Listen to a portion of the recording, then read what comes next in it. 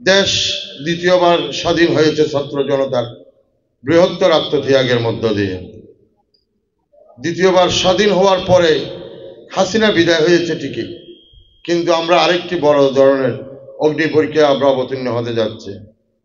আমাদের যেটা চূড়ান্ত লক্ষ্য, যে 17 বছর আমরা যেটার জন্য অপেক্ষায় ছিলাম, সালাউদ্দিন আহমেদের নেতৃত্বে বেগম খালেদা জিয়া এবং তারেক রহমানের নির্দেশনায় বাংলাদেশে একটি জাতীয়তাবাদী ঐক্যমতের সরকার প্রতিষ্ঠিত করার যেই মনোবাসনা, যেই আমাদের পরিকল্পনা ছিল, সেটার থেকে আমরা এখনো অনেক দূর অভিষ্ট লক্ষ্যে এখনো পৌঁছাতে পারিনি বন্ধুরা।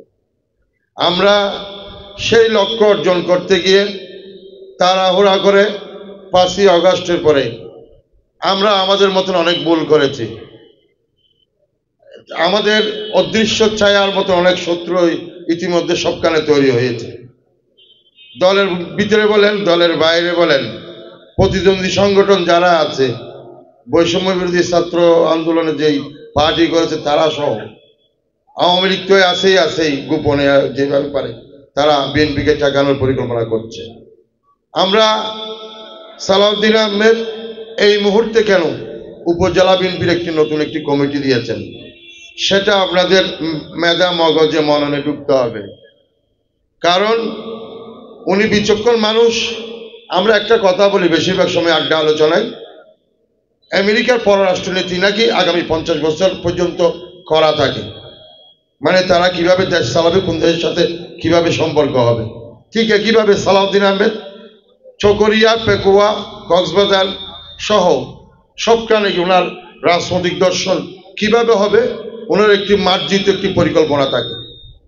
নির্বাচনের আগ মুহূর্তে আমরা মনে করি এনাম ভাই, মোবারক ভাইদের মতন মানুষদের হাতে উপজেলার বিএনপির এই বিশাল কর্মী বাহিনীকে উনি বুঝিয়ে দিয়ে একটি বার্তা দিতে চেয়েছেন, সেটা হলো আমি দলকে, সংগঠনকে নতুন করে গুছিয়ে সবাইকে নির্বাচন পর্যন্ত নিয়ে যেতে চাই।